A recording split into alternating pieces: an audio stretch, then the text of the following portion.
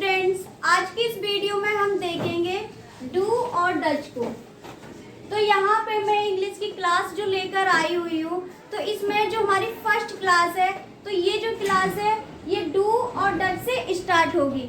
इसमें हम कब यूज करेंगे? जब कोई काम हम करते हैं। तो यहाँ पे मैंने 6 सेंटेंस बनाए हुए हैं, इन्हीं को ही हम बोलेंगे। तो सबसे पहले मैंने यहाँ पे बताया हुआ है डू यू एक्शन।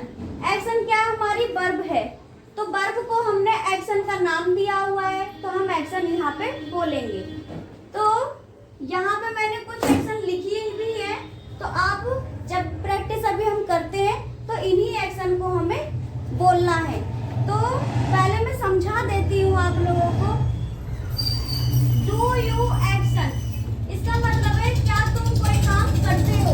तो यहाँ जब कोई काम करते हैं तो डू यू एक्शन। अब यहाँ पे मैं ये काम करती हूँ, जैसे मैंने यहाँ पे लिखा है do you do the yoga.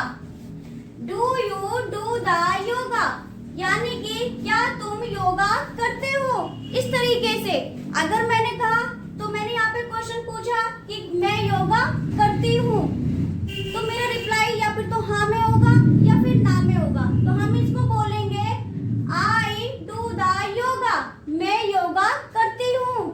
अगर वहीं पे अगर नेगेटिव की बात आ जाती है तब हमको यूज करना है I do not do the yoga.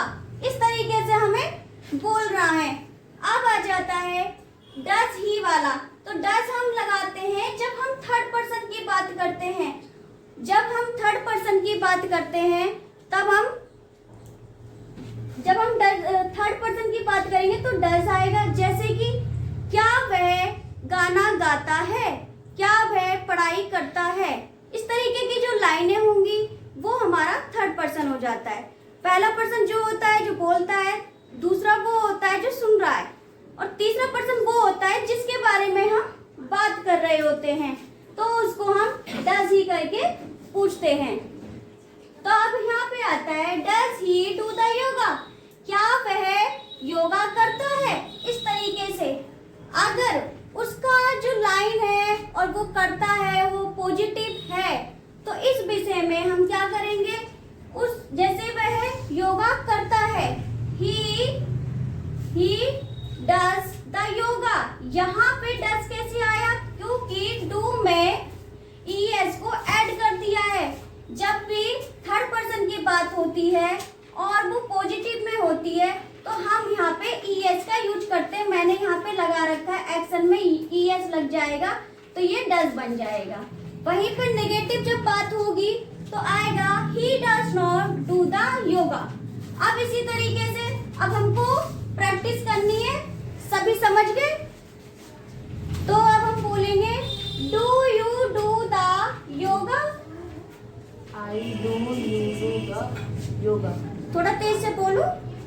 I do you do the yoga. Do you ride a bike. I ride a bike. है कि जब भी आप लोगों को बोलना हो do you apply the form. I apply the form.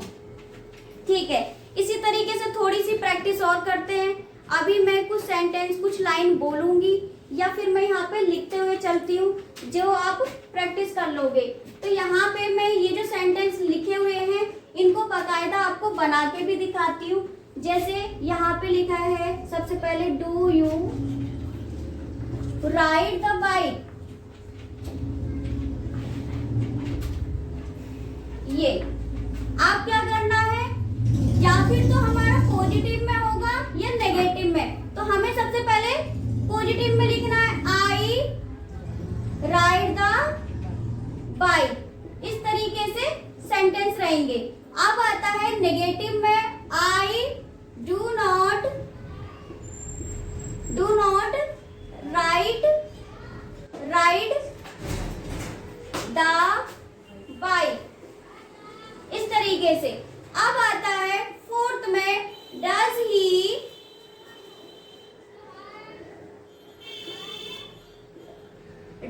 Ride the bike. अब इसी तरीके से हमें पॉजिटिव में बोलना है, तो ही राइड्स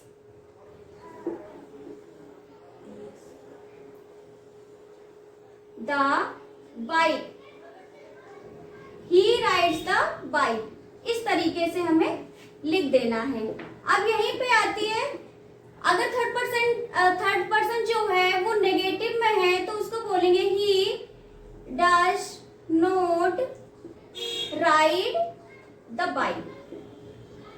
अब यहाँ पे आ जाता है कि यहाँ पे एस या एस तो नहीं लगाया, तो मैं पहले ही बता देती हूँ, यहाँ पे जब भी हम डज नॉट लगाएं तो डज में पहले से ही ईएस लगा हुआ है, जिसकी वजह से हम यहाँ पे जो हमारी एक्शन है इसमें एस या ईएस नहीं लगाएंगे, क्योंकि हमारा ऑलरेडी यहाँ पे लगा है डू के साथ। तो ये हमारी क्लास आज की खत्म होती है यहीं पे। इसी के साथ